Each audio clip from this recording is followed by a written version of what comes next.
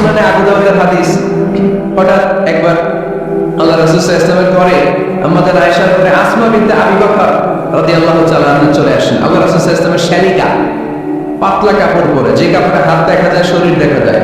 আল্লাহ রাসূল সাল্লাল্লাহু আলাইহি ওয়াসাল্লাম চেহারাটা ঘুরিয়ে নিলেন, রেগে গেলেন এবং বললেন, আসমা তুমি এখন বড় হয়েছো, তুমি এখন বড় হয়েছো, ছোট্টটি নেই। নারীরা যখন সাবালিকা হয় তখন এতটুকু আর এতটুকু ছাড়া পুরো দেহকে ঢেকে রাখতে হয়। সুবহানাল্লাহ পড়বেন না? ইমাম আল-আযম আবু হানিফা এই হাদিস থেকে দলিল নিয়েছেন। আরো দলিল আছে, সহিহ মুসলিম হাদিসের বর্ণনাকারী জাবির ইবনে আব্দুল্লাহ রাদিয়াল্লাহু তাআলা আনহু ঈদের দিনে আল্লাহ রাসূল সাল্লাল্লাহু আলাইহি ওয়াসাল্লাম ঈদের সালাত পড়লেন আযান একামত ছাড়া। সালাত পড়ানোর পরে তিনি তাকওয়ার ওয়াজ করলেন, সাহাবীদেরকে নিয়ে তিনি চলে যাচ্ছেন। হঠাৎ নারীদেরকে দেখে নারীরা বললেন, আমাদেরকে ওয়াজ করেন। আল্লাহ হাবিব সাল্লাল্লাহু আলাইহি ওয়াসাল্লাম নারীদের সামনে ওয়াজ শুরু করে দিলেন। হাদিসের বর্ণনাকারী জাবির ইবনে আব্দুল্লাহ উনি বললেন, নারীদেরকে নিয়ে যখন আল্লাহ রাসূল সাল্লাল্লাহু আলাইহি ওয়াসাল্লাম ওয়াজ করতেছিলেন, আল্লাহ রাসূল যে ওয়াজটা সবচেয়ে গুরুত্ব দিলেন, আল্লাহ হাবিব সাল্লাল্লাহু আলাইহি ওয়াসাল্লাম বললেন, তাসাদদাকনা, নারীরা তোমরা সদকা করো, দান খয়রাত করো, কারণ আমি দেখেছি তোমরাই বেশিরভাগ হবে জাহান্নামের লাকড়ি, তোমরাই বেশিরভাগ জাহান্নামের লাকড়ি হবে। এই কথা শুনে ফাকামাত ইমরাআতুন মিন ওয়াসাতিহিম, এক নারী দাঁড়ালো, নারীদের মাঝখান থেকে এক নারী দাঁড়িয়ে হাত তুললো। জাবির ইবনে আব্দুল্লাহ বলেন, নারীটি যখন দাঁড়ালো আমি দেখলাম সুফাআউল খাদ্দাইন, এই নারীর গালের মধ্যে ফুটফুট কালো দাগ। গালের মধ্যে কি কালো দাগ? তোলার চেহারা যদি খোলা না থাকতো গালের কালো দাগ দেখা যেত? কথা বলেন না কেন? এই দলিলগুলোর আলোকে ইমাম আল-আযম আবু হানিফা রাহিমাহুল্লাহ উনি মত প্রকাশ করেছেন জরুরি প্রয়োজনে এই ফেস খোলা রাখা যাবে।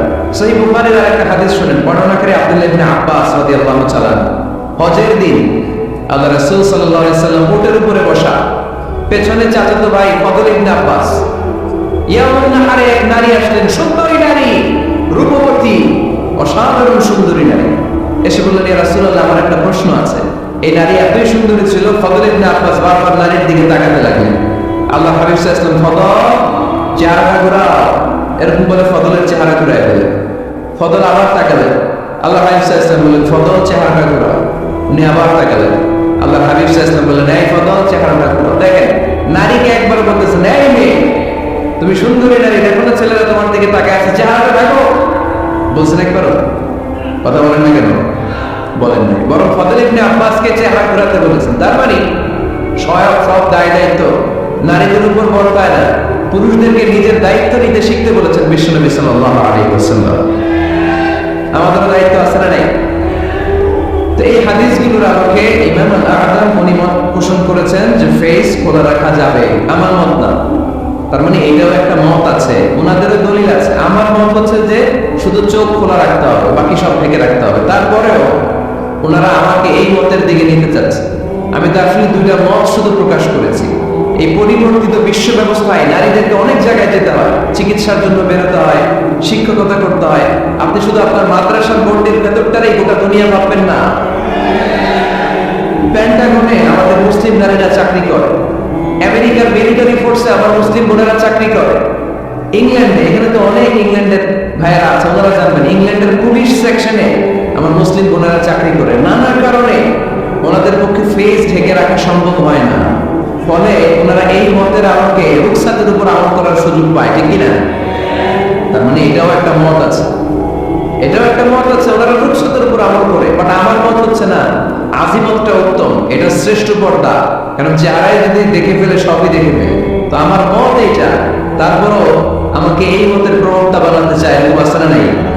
বাড়াবাড়ি করবেন না, বাড়াবাড়ি কখনো ভালো ফল বয়ে নিয়ে আসেন, আওয়াজ করে বলতে হবে, ঠিক কিনা? আল্লাহ আমাদের সবাইকে মধ্যম পন্থা অবলম্বনের তৌফিক দান করো। কারো ব্যাপারে সমালোচনা করলেও যেন আমরা ইনসাফের সাথে সমালোচনা করতে পারি। আল্লাহ তুমি তৌফিক দাও, আমাদেরকে সব সময় হকের পক্ষে থাকার তৌফিক দান করো।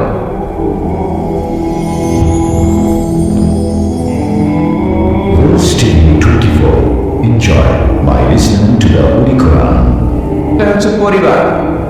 আলোচনার বিষয় কি? সবাই বলতে হবে আলোচনার বিষয়। আমাদের পরিবার আছে না? পরিবার হচ্ছে শান্তির নীড়। যার পরিবার নাই সে নীড়হারা পাখির মতো, ঠিক কিনা? এর সেবা করার কেউ নাই, এর খোঁজ খবর নেওয়ার কেউ নাই, একে ভালোবাসার কেউ নাই। পরিবারের ভেতরে আছে ভালোবাসাবাসী, পরিচর্যা, অসুস্থ হলে সেবা শুশ্রূষা, যত্ন আত্মি, আমরা একটা প্রশান্তির জায়গা খুঁজে পাই পরিবারের ভেতরে, ঠিক কিনা?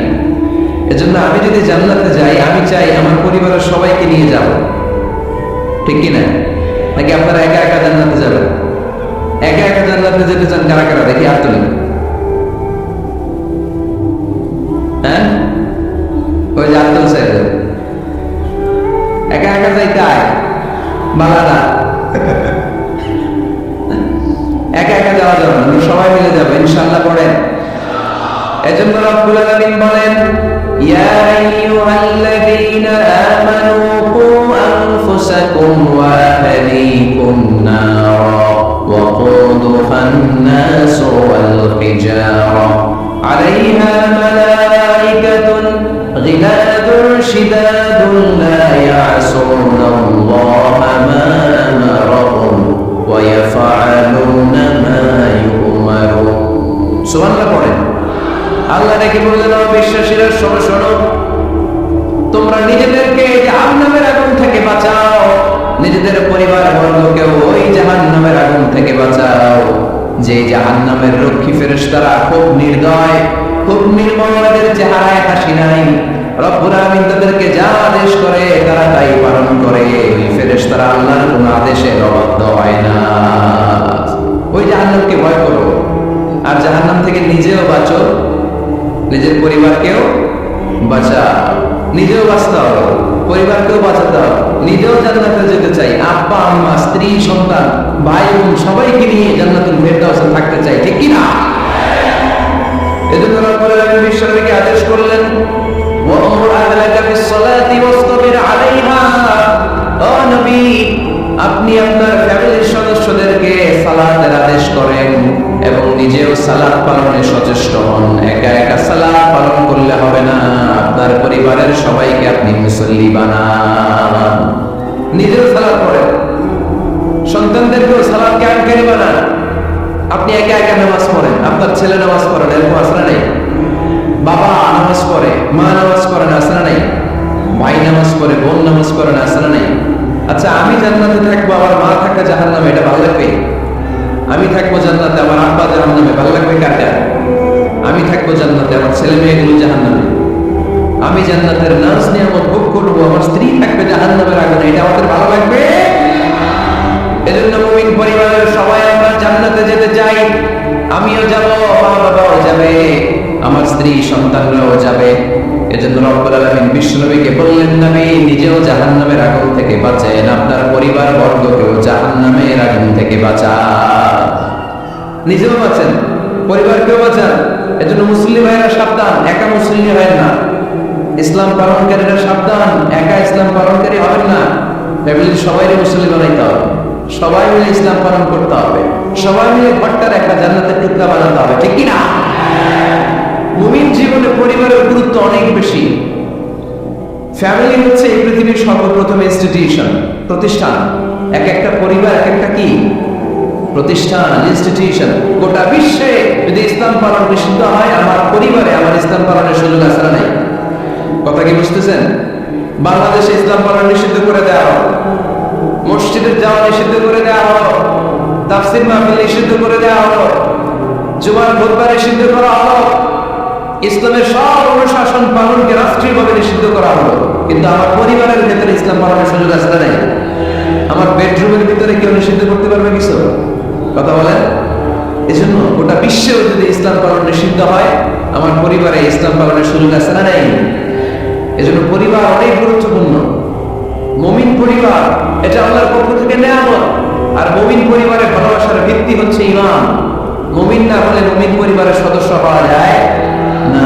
নূহ আলাইহিস সালাম আল্লাহকে বললেন, আল্লাহ এই মহাপ্লাবনে আপনি আমার ছেলেকে মারবেন না। ইন্নাহু মিন ইবনি, নিশ্চয়ই এই ছেলেটা সে আমার সন্তান, আমার ঔরসজাত। আল্লাহ বললেন, না তুমি ভুল বলেছো, সে তোমার সন্তান নয়। ঔরসজাত বলেই সন্তান হয় না, ঈমান আনার আগে চিল্লায় বলেন ঠিক কি না?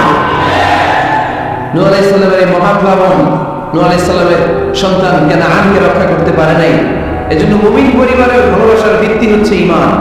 আওয়াজ করে বলতে হবে, বিশ্বাসীদের পরিবারের ভালোবাসার ভিত্তি কি? আরো জোরে বলেন, ভিত্তি কি? ঈমান। এজন্য আমাদের পরিবারগুলো আমাদের জন্য রহমত। পরিবারগুলো আমাদের জন্য আল্লাহ তাআলার পক্ষ থেকে মার্সি, ব্লেসিংস এন্ড বাউন্টিজ। এই পরিবারের বন্ধন যেন কখনো নষ্ট না হয়। আমরা যেন পারিবারিক সম্প্রীতি, ভালোবাসা কখনো নষ্ট না করি।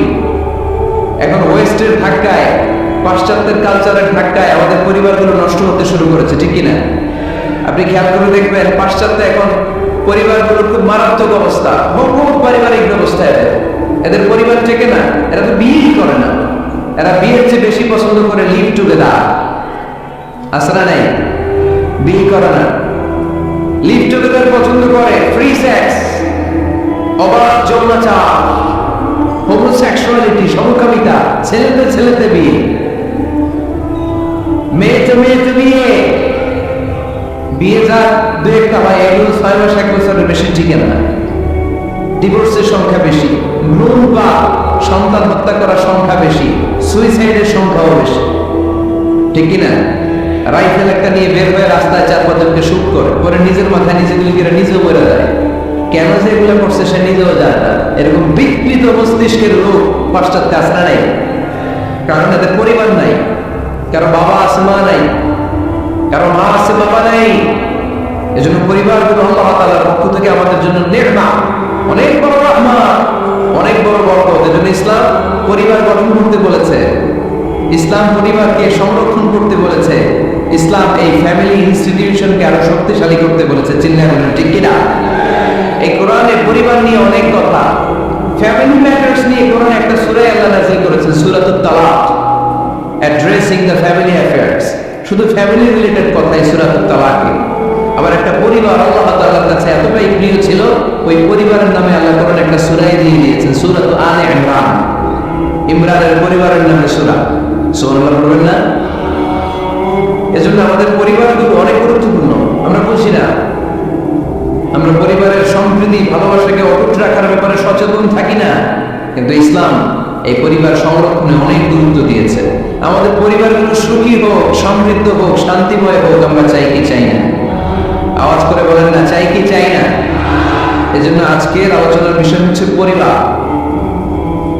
সুখী পরিবারের ফর্মুলা আজকে আপনাদেরকে শোনাবো, কি করে পরিবারকে সুখে রাখতে হয়, শান্তিতে রাখতে হয়। কোরআনের আলোকে শুনতে চান? শুনতে চান সবাই? কষ্ট হচ্ছে না তো? নাকি স্লোগান দিতে চান? স্লোগান চান কারা কারা দেখি? স্লোগান না তো একজন আওয়াজ করে।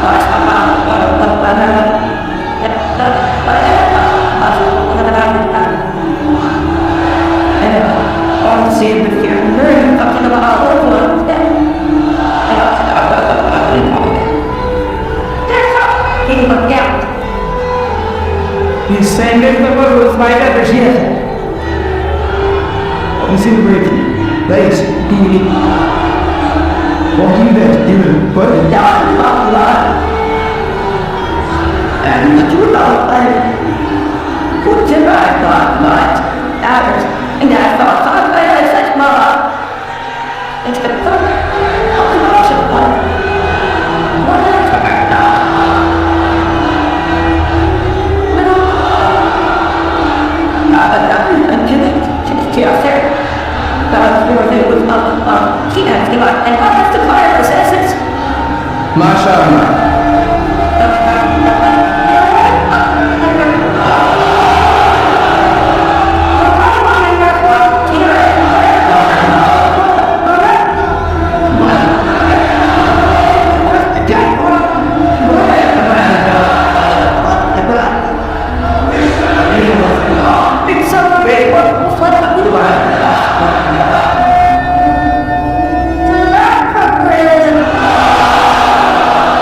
মাশাআল্লাহ, তাবারাকাল্লাহ। আল্লাহ স্লোগানগুলোকে তুমি কবুল করো।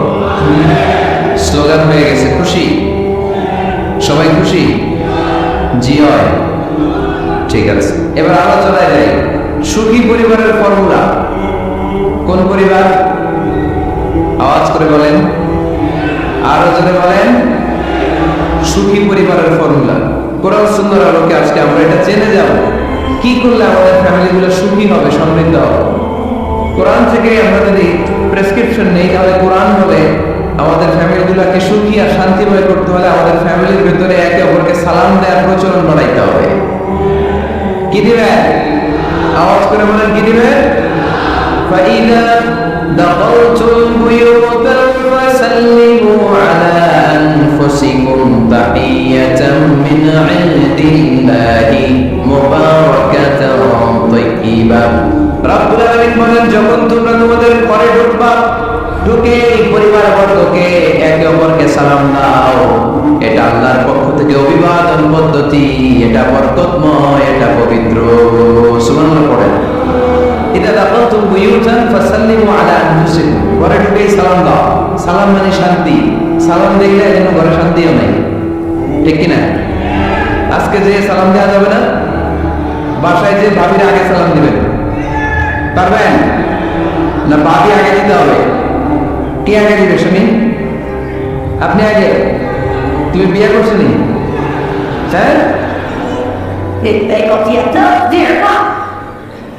আগে আগে সালাম দিবে। রাজি আছেন? ঘরে ঢুকেই সালাম। বাবা দিবে ছেলেকে সালাম, ছেলে দিবে বাবাকে সালাম। স্বামী দিবে স্ত্রীকে সালাম, স্ত্রী দিবে স্বামীকে সালাম। ভাই দিবে বোনকে সালাম, বোন দিবে ভাইকে সালাম। সালাম মানে শান্তি। সালাম নাই, ঘরেও শান্তি নাই। চিন্তা করেন, ঠিক কিনা? এজন্য আল্লাহ বললেন, তোমার ঘরে যখন তুমি ঢুকবা, ফাইদা দাখালতুম বুয়ুতা ফাসাল্লিমু আলা আনফুসিকুম, তোমরা নিজেদেরকে সালাম দাও। তাহিয়াতাম মিন ইনদিল্লাহ, এটা আল্লাহর পক্ষ থেকে অভিবাদন পদ্ধতি। মুবারাকাতান তাইয়্যিবা, এই সালামের মধ্যে আছে বরকত, এটা পবিত্র। এজন্য ঘরে যদি আমরা সালামের প্রচার প্রসার বাড়াই, আমাদের ঘরগুলোরে শান্তিময় করবে কে? এটা হচ্ছে নিজেদের ঘর। নিজেদের ঘরে ঢুকলাম, সালাম দিলাম। অন্যের ঘরে তো আর সালাম সালাম লাগবে না।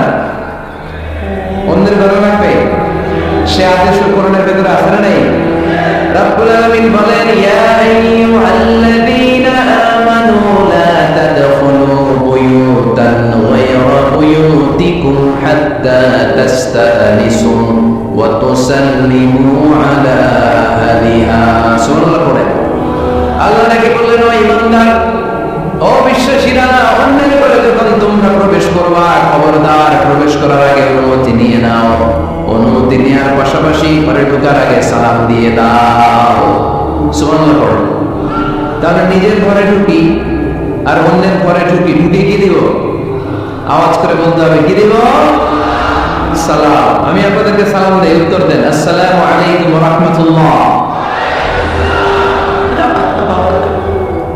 এবার আপনারা আমাকে সালাম দেন, আমি উত্তর দিব, ওয়ালাইকুম আসসালাম ওয়া রাহমাতুল্লাহ। পারা যাবে নাকি? বলবেন আমি বলতে কেন তুমি, উনি না আমার আগে দিবেন। আমি জামাই, আমি স্বামী, আমি হাজবেন্ড। আচ্ছা, হাজবেন্ডের কি বলেন সিলেটি ভাষায়? স্বামীরে জামাই পেতাইনি। জামাই তো জামাই আগে দিবে না বউ আগে দিবে? হ্যাঁ বলেন, আমি আগে দিব। কে আগে দিবে? আমি। আগে আগে সালাম দেন। আল্লাহ হাবিব সাল্লাল্লাহু আলাইহি ওয়াসাল্লাম বললেন, সহিহ মুসলিমের বর্ণনা, সহিহ মুসলিমের বর্ণনা, আওয়ালা আদুল্লুকুম আলা শাইইন ইযা ফাআলতুমুহু তাহাব্বাতুম। আল্লাহর হাবিব বললেন, আমি কি তোমাদেরকে এমন একটা ফর্মুলা শিখাইয়া দেব না, এই ফর্মুলা যখন তোমরা অ্যাপ্লাই করবে, তোমাদের মধ্যে পারস্পরিক ভালোবাসা বাড়িয়ে দেবে কে?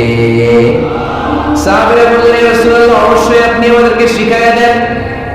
কোন সেই ফর্মুলা, যেই ফর্মুলা অ্যাপ্লাই করলে আমাদের মধ্যে ভালোবাসা বেড়ে যাবে? আল্লাহর হাবিব বললেন, আফশুস সালাম বাইনাকুম, নিজেরা নিজেদের মধ্যে সালামের প্রচার করো, প্রসার করো। দেখা বলে একে অপরকে তোমরা বেশি বেশি সালাম দাও।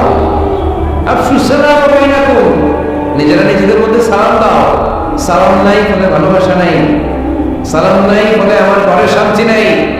তাহলে ঘরে শান্তি আনার এক নম্বর ফর্মুলা হচ্ছে সালাম। চিল্লায় বলতে হবে, সোজা করে ভাইরা, এক নম্বর ফর্মুলার নাম কি?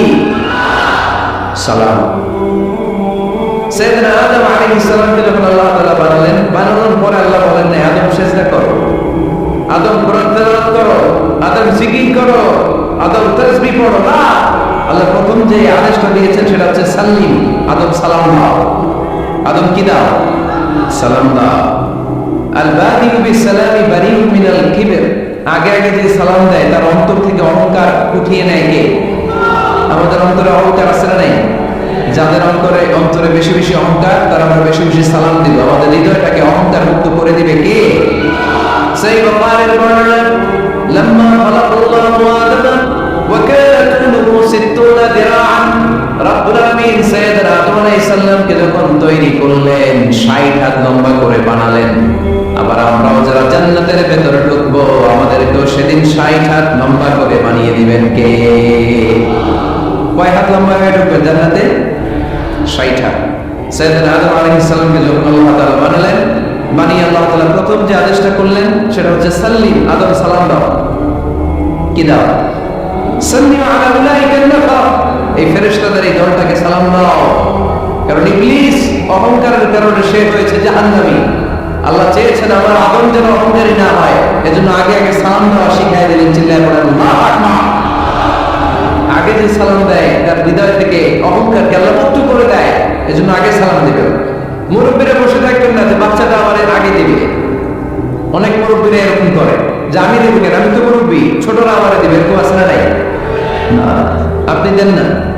আপনি কয়েকদিন দিতে দিতে লজ্জায় পড়ে বাচ্চাটাও আপনার সালাম দিতে শুরু করবে, ঠিক কিনা?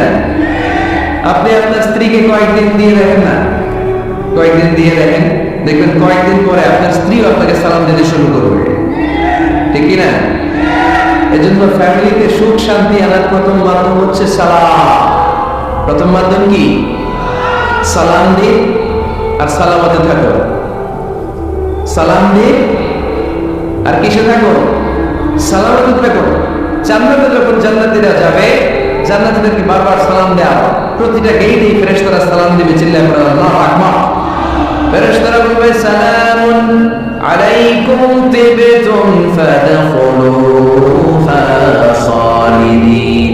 ও জান্নাতীরা আসেন, বসেন, আল্লাহর পক্ষ থেকে আপনাদের জন্য সালাম।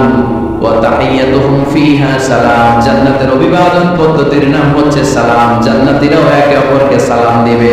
সুবহানাল্লাহ পড়েন। জান্নাতে ঢুকলেই সালাম, জান্নাতে বসলেই সালাম, জান্নাতে একে অপরের সাথে দেখা হলেই সালাম। তাই যারা ঘরের ভিতরে জান্নাতি আমেজ উপভোগ করতে চান তারা একে অপরকে সালাম দিবেন। রাজি আছেন? সালাম দিয়ে আর সালামতে থাকুন। ঘরে যারা জান্নাতি সুখ অনুভব করতে চান তারা সালাম দিবেন।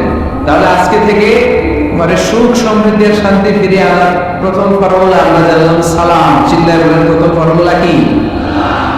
মনে থাকবে না ভুলে যাবেন? বাসায় যে আজকে সালাম দেওয়া যাবে, সবাই পারবেন? মাশাআল্লাহ। 1 নম্বর পয়েন্ট শেষ।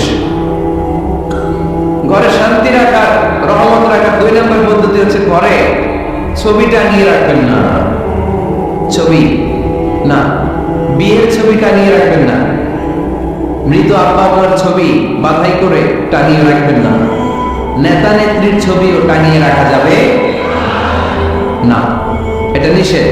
রহমতের ফেরেশতারা আসে না, ঘরে ঢুকে না। ইন্নাল মালাইকাতা লা তাদখুলু বাইতান ফীহি তামাসিল ওয়া সূরা, যে ঘরে মূর্তি আছে আর ছবি টাঙিয়ে রাখে ওই ঘরে রহমতের ফেরেশতা প্রবেশ করে না। তো ঘরে যে রহমত নাই, শান্তি নাই, আপনি রহমতের ফেরেশতা ঢুকার ব্যবস্থাই তো রাখেন নাই। এত রহমত নিয়ে আসতে চায় কিন্তু ঢুকতে পারেন না, ওই যে ছবি টাঙিয়ে রাখছেন। এজন্য সুজানগরের ভাইয়েরা, আমাদের সুজানগরে যদি কারো করে বিয়ের ছবি, আব্বা আম্মার ছবি, ফ্যামিলি গ্রুপ ছবি বা নেতা নেত্রীর ছবি থাকে, আজকে খুলে ফেলা যাবে না? খুলে ফেলা যাবে মুসলমান? খুলে ফেলবেন। হ্যাঁ, আপনি ফ্যামিলি গ্রুপ ছবি রাখতে পারেন। আব্বা আম্মা ভাই বোন সবাই মিলে একটা গ্রুপ ছবি তুললে স্মৃতির জন্য রাখা যায়। এটা অ্যালবাম বন্দি করে রাখবেন। মাঝে মাঝে দেখবেন, দেখলে মৃত্যুর কথা স্মরণ হয়। আরে 10 বছর আগের ছবিটা দেখলে কি কুচকুচে কালো দাড়ি ছিল আমার, এখন সাদা হয়ে গেছে, ঠিক কিনা? তখন বুঝবেন যে মৃত্যুর দিকে আমি এগিয়ে যাচ্ছি।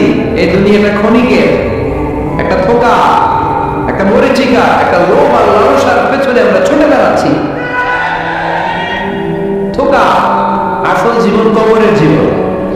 আওয়াজ করে বলতে হবে, ঠিক কিনা? একদিন মাটির ভেতরে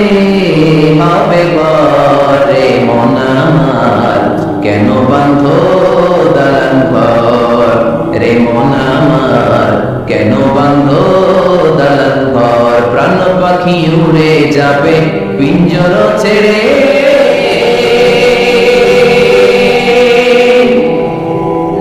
ধরা ধামে সবই রবে, তুমি যাবে চলে। বন্ধু বান্ধব যত, মাতা পিতা দ্বারা শ্রুত, বন্ধু বান্ধব যত, মাতা পিতা দ্বারা শ্রুত, সবই হবে তোমার পরে। মন আমার কেন বান্ধ দালান ঘর, একদিন মাটির ভেতরে হবে ঘরে। মন আমার কেন বান্ধ দালান ঘর, ঠিক কিনা? পুরাতন ছবির অ্যালবাম খুললে মৃত্যুর কথা স্মরণ হয়। দাদা পাশে বসে ছিল, আজকে দাদা নেই। নানা নানি একটা ছবি তুলে অ্যালবামে রাখছিলাম, আজকে নানা নেই। বাবার সাথে ছবি ছিল, আজ বাবা নাই। মৃত্যুর কথা স্মরণ আছে না নাই? প্রয়োজনে আব্বা আম্মার সাথে বা নিজেদের ফ্যামিলি গ্রুপ পিকচার তুলতে পারবেন, এটা অ্যালবাম বন্দি করে রাখেন, কিন্তু টাঙিয়ে রাখা যাবে? রাখবেন আপনারা? রাখবেন না। অনেকে কুকুরের শো পিস কিনে, কুকুরের, বিড়ালের, কুমিরের শো পিস কিনে শো কেসে সাজিয়ে রাখে, আছে না নাই? সুজানগরের মতো এগুলো নাই, তাই না? হ্যাঁ, সুজানগর এগুলো আছে না? এগুলো আপনি রাখতে পারবেন না, এগুলো রাখবেন না। ইন্নাল মালাইকাতা লা তাদখুলু বাইতান ফীহি তামাথীল ওয়া সুরা, যেই ঘরে ছবিটা নিয়ে রাখা হয়, মূর্তি সাজিয়ে রাখা হয়, আল্লাহর রহমতের ফেরেশতারা ওই ঘরে কঠিন কালেও প্রবেশ করে না। তবে ছোট্ট মেয়েদেরকে পুতুল কিনে দেয়া যায়। কাদেরকে? কথা বলেন। ছোট্ট মেয়েদেরকে দেখবেন, ওরা পুতুলকে বাচ্চার মতো আদর করে, এটার দুধ খাওয়ায়, এটার জন্য রান্না করে, গোসল করে, আছে না নেই? আম্মা জান আয়েশা রাদিয়াল্লাহু তাআলা পুতুল নিয়ে খেলা করতেন। নারীদের, ছোট্ট মেয়েদের জন্য এটা জায়েজ রাখা হয়েছে এই কারণে, কারণ কিছুদিন পরেই তারা মা হতে চলেছে, ঠিক কিনা? কেমন করে বাচ্চা কাচ্চা লালন পালন করবে, কেমন করে আমাদের আগামী প্রজন্মকে তারা গড়ে তুলবে, ওইটার একটা প্রশিক্ষণ খেলার মাধ্যমেই ছোটবেলায় যেন তাদের হয়ে যাবে। এজন্য ছোট্ট মেয়েদের জন্য পুতুল দিয়ে খেলাকে শরিয়ত জায়েজ রেখেছে। চিল্লায় পড়েন সুবহানাল্লাহ। কত সুন্দর আমাদের ইসলাম, check and balance, check and balance. কিন্তু ছবিটা নিয়ে রাখা যাবে না। কুকুরের শোপিস, কুমিরের শোপিস শোকেসে সাজিয়ে রাখা যাবে, শান্তি আসবে না ঘরে, জাহান্নামের টুকরা হয়ে যাবে ঘর। ঘরের ভেতরে গিটার রাখা যাবে না। গিটার চেনেন? হারমোনিয়াম রাখা যাবে না, ঢোল তবলা, বাজারে বাজারে বাঁশি, আছে না নাই? ঢোল রাখতে পারবেন না। বংশী বাজায় কে রে সখী, বংশী বাজায় কে? বংশী রাখা যাবে না। বংশী মানে বাঁশি। এই বাঁশি, ঢোল তবলা, হারমোনিয়াম, গিটার, এগুলো যদি ঘরে থাকে, রহমতের ফেরেশতা ঢুকে না। আল্লাহ হাবিব সাল্লাল্লাহু আলাইহি ওয়াসাল্লাম বলেছেন, বুইস্তু লিউকাসসিরাল মাসাবি, ঢোল, বাদ্য, হারমোনিয়াম, তবলা এগুলোকে ভেঙে মাটির সাথে চুরিয়ে দেওয়ার জন্য বিশ্বনবী আগমন করেছে। চিন্তা করেন, ঠিক কিনা? এজন্য আল্লাহর হাবিব বললেন, ইন্নাল মালাইকাতা লা তাদখুলু বাইতান ফীহি তামাসীল ওয়া সুরা। মুসনাদ আহমদ ইবনে হাম্বলের হাদিস। আল্লাহর রহমতের ফেরেশতারা ওই সমস্ত ঘরে কঠিন কালেও প্রবেশ করে না যেই ঘরে ছবি টাঙানো আছে আর আছে মূর্তি। কথা বুঝতে পেরেছেন? তাহলে এগুলো রাখা যাবে না। হিন্দি সিরিয়াল রাখা যাবে না, ঠিক কিনা? এমন ফ্যামিলি আছে, বাবা ছেলে একসাথে বসে হিন্দি সিরিয়াল দেখে, ইন্ডিয়ান নায়িকাদের কোমর দুলানোর ডান্স দেখে, আছে না নাই? সিরিয়ালের জন্য পাগল এদেশের মেয়েরা। আলহামদুলিল্লাহ, এদের মধ্যে এখন পরিবর্তন হইতেছে, এরা এখন ওয়াজ দেখা শুরু করতেছে, ঠিক কিনা? তার মানে এই তাফসীর মাহফিলগুলোর সফলতা আছে না নাই? আছে, আল্লাহর মেহেরবানি। অনেক বোনরা বলে, হুজুর আগে সিরিয়াল দেখতাম, এখন ওয়াজ দেখি। আলহামদুলিল্লাহ বলেন না? হিন্দি সিরিয়াল দেখবেন না, অশ্লীল নাটক দেখবেন না। টেলিভিশনে হিন্দি সিরিয়াল, হিন্দি সিনেমা, অশ্লীল নাটক দেখলে রহমতের ফেরেশতারা ওই ঘরে প্রবেশ করে। তাহলে কি দেখবেন? টিভিতে কি দেখবেন বলেন? হ্যাঁ, হিদায়াত একটা আয়, ওয়াজ একটা আয়। আচ্ছা, টিভিতে আপনারা ইসলামিক প্রোগ্রামগুলো দেখবেন। রমাদানে অনেক ইসলামিক প্রোগ্রাম করে টেলিভিশন চ্যানেলগুলো, এগুলো দেখবেন। সৌদি আরবের সরাসরি লাইভ প্রোগ্রাম, এগুলো দেখবেন। জিওগ্রাফিক্যাল চ্যানেল আছে, দেখবেন।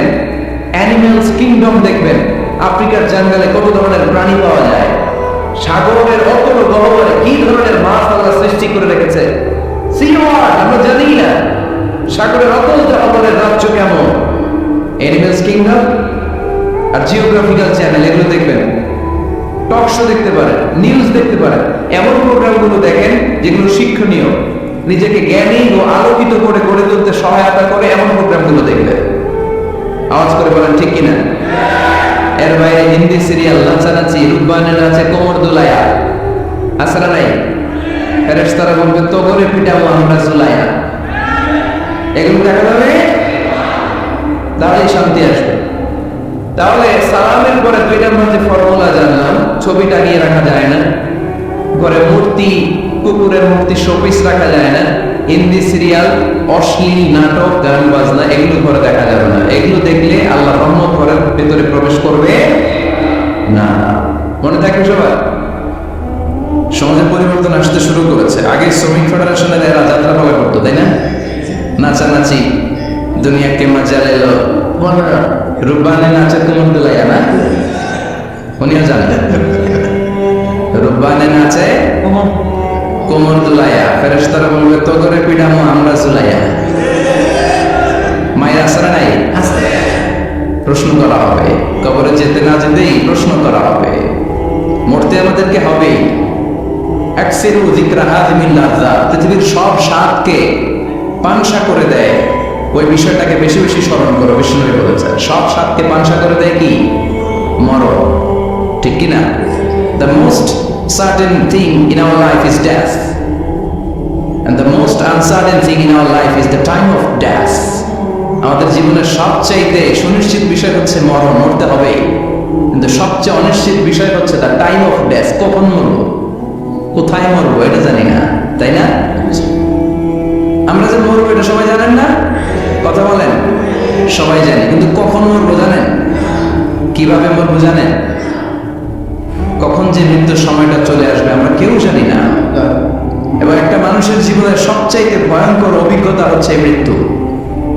আর এই এক্সপেরিয়েন্স, এই অভিজ্ঞতার কথা কাউকে শেয়ার করে যাওয়া যায় না। কেমন লেগেছিল তা বলে যাওয়ার আগেই তাকে উড়াল দিতে হয়, ঠিক কিনা? এজন্য পরিবর্তন আসতে শুরু করেছে। বাজার শ্রমিক ফেডারেশনের ভাইরা আজকের এই চমৎকার প্রোগ্রামের অ্যারেঞ্জ করেছে, আমি আন্তরিক শুভেচ্ছা এবং মোবারকবাদ তাদেরকে জানাই। কোম্পানিগঞ্জ হাই স্কুল প্রাঙ্গণ, আলহামদুলিল্লাহ। আজকে সভাপতি জনাব হাজী মোহাম্মদ কামাল উদ্দিন সাহেব, চেয়ারম্যান 15 নং নবীপুর। সহসভাপতি হচ্ছে জনাব হাজী মোহাম্মদ জহিদুল হোসেন ভুইয়া সাহেব, আপনি, মাশাআল্লাহ। তারপর প্রধান অতিথি হচ্ছে জনাব আলহাজ মোহাম্মদ ইউসুফ আব্দুল হারুন সাহেব, আল্লাহ কবুল করুক। যারা আসছে, যারা আসবে, আল্লাহ সবাইকে কবুল করুক। মাইকের আওয়াজে বোনেরা শুনছে, আল্লাহ তাদেরকেও কবুল করুক।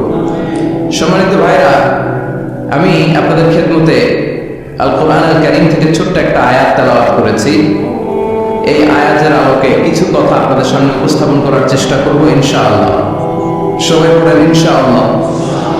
রব্বুল আলামিন ইরশাদ করছেন, ওয়ামা আরসালনাকা ইল্লা রাহমাতাল লিল আলামিন। মুস্তাদ না সবার পড়েন, ওয়ামা আরসালনাকা ইল্লা রাহমাতাল লিল আলামিন। সূরাতুল আম্বিয়ার ছোট্ট একটা আয়াত, যে সূরাটা আল্লাহ তাআলা নবীদের জন্য ডেডিকেট করেছেন। এখানে আল্লাহ বলছেন, ওমা আরসালনাকা ইল্লা রাহমাতাল লিল আলামিন, I have sent you as a mercy, as a rahmah, as a barakah, as a blessings for the whole world, for the entire world. ও নবী, আপনি গোটা বিশ্বের জন্য রহমত, শুধু মানব গোষ্ঠীর জন্য না, শুধু দানব গোষ্ঠীর জন্য না, জিনদের জন্য না, প্রাণীকুলদের জন্য না, শুধু ফেরেশতাদের জন্য না, গোটা বিশ্বের জন্য বিশ্বনবীকে রহমত বানিয়ে পাঠিয়েছে কে? সবার জন্য রহমত। খোশ মেজাজের মানুষ ছিলেন, নরম দিলের মানুষ ছিলেন।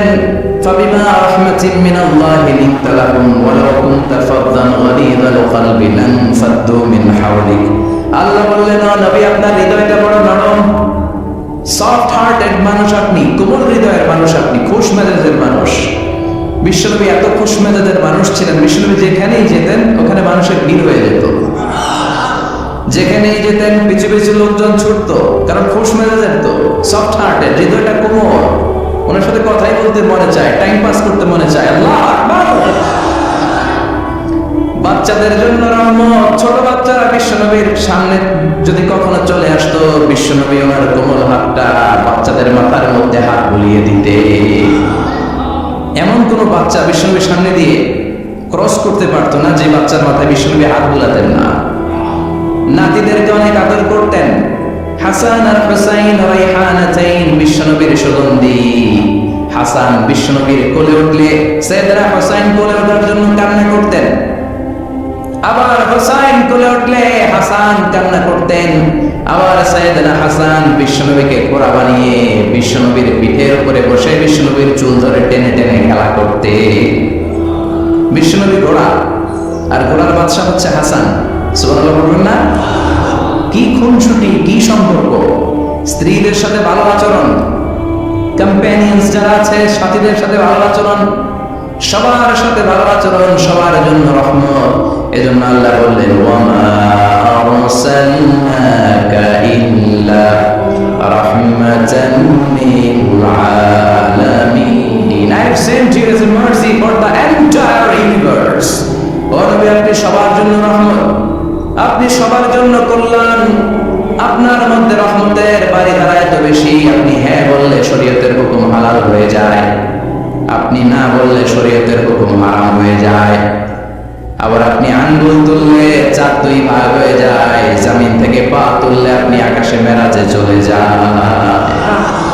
কি স্ট্যাটাস! কুড ইউ ইমাজিন কি স্ট্যাটাস আল্লাহ ওনাকে দিয়েছে? উনি হ্যাঁ বললে এটা হালাল, কারণ কোনটা হালাল কোনটা হারাম এটা ওনার কাছ থেকে জেনেছে। উনি যদি বলে ইয়েস, করতে পারবেন আপনারা, হালাল, কোটি কোটি মানুষের জন্য পারমিসিবল, লিগ্যাল।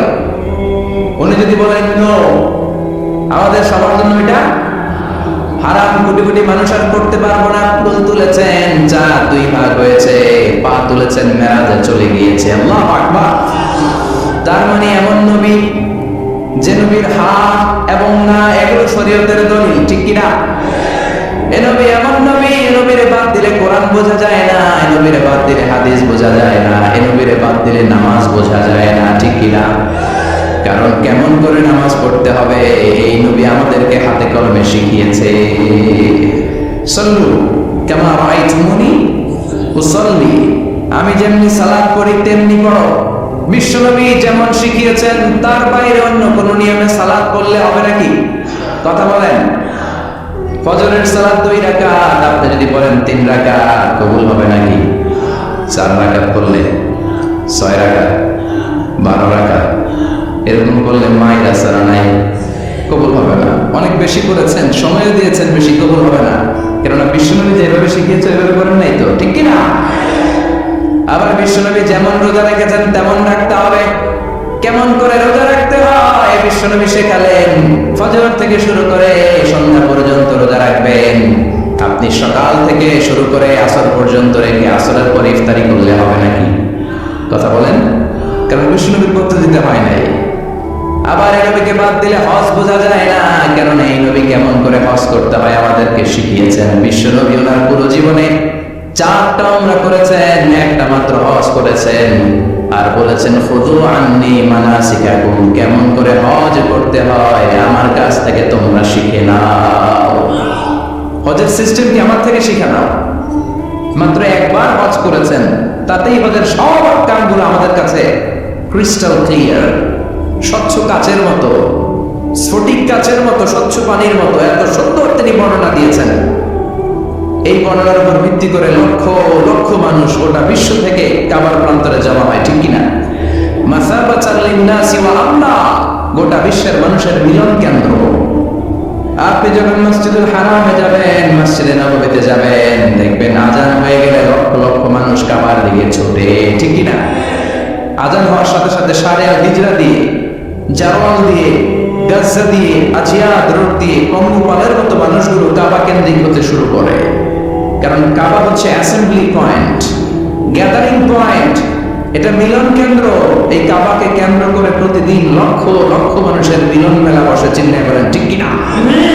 কেমন করে হজ পালন করবেন বিশ্বনবী শেখালেন, কারণ বিশ্বনবীরে বাদ দিলে হজ বোঝা যায় না। তার মানে বুঝলাম উনি হ্যাঁ বললে হালাল, না বললে হারাম। ওনারে বাদ তো কোরআন বাদ, উনি বাদ তো হাদিস বাদ, কথা বলেন, উনি বাদ তো নামাজ বাদ, উনি বাদ তো রোজা বাদ, উনি বাদ তো হজ বাদ। এজন্য ওনারে বাদ দিলে কোরআন বোঝা যায় না, নামাজ বোঝা যায় না, ওনারে বাদ দিলে হজ বোঝা যায় না। তাই ওনার সাথে যারা বেয়াদবি করবে ওদেরকেও এমনি এমনি ছেড়ে দেয়া যায় না। বিশ্বনবীর সাথে যদি বেয়াদবি করে এটা অনেক বড় ধরনের বেয়াদবি, এটা রাষ্ট্রীয় আইন করে ওকে শাস্তি দিতে হবে, ঠিক কিনা? বিশ্বনবীর বিরুদ্ধে যদি ব্লগে কিছু লিখে, কেউ ব্লগ লিখে, বিশ্বনবীর পারিবারিক জীবন নিয়ে যদি কেউ কটু কথা বলে, বাজে মন্তব্য করে, বিশ্বনবীর ব্যাপারে যদি শাহবাগের চত্বর থেকে, প্রজন্ম চত্বর থেকে কোনো কথা বলে, ওই বেয়াদবগুলারে ফাঁসির রশিতে ঝুলানোর দরকার আছে না নাই? Very sensitive issue. বিশ্বনবীর সম্মান গোটা উম্মার সম্মান, কারণ বিশ্বনবী বাদ তো পুরো ইসলাম বাদ। এজন্য আমার নবীর বিরুদ্ধে কথা বললে ওর সাথে আমাদের কোনো কথা নাই, চিল্লা করে, ঠিক কিনা? এই সেনসিটিভ ইস্যুতে আমরা সবাই এক। এখানে জামাত ইসলাম নাই, হেফাজত ইসলাম নাই, তাবলীগ নাই, আলিয়া নাই, কওমি নাই। বিশ্বনবীর সাথে বেয়াদবি করলে ওগুলোকে রাষ্ট্রীয়ভাবে ফাঁসি দেওয়ার দরকার, শাস্তি দেওয়ার দরকার আছে না নাই? সবাই একমত? এই বেয়াদবগুলোর সাথে আমাদের কোনো সম্পর্ক নাই, চিল্লা করে, ঠিক কিনা? এই বেয়াদবগুলো যদি নবীর ব্যাপারে আর কিছু বলে সবাই মাঠে নামতে রাজি আছেন তো? এদের বিরুদ্ধে মুষ্টিবদ্ধ হাত নিয়ে ময়দানে থাকতে রাজি আছো তো মুসলমান? যারা কারা রাজি হাত তুলে আল্লাহর দেখা।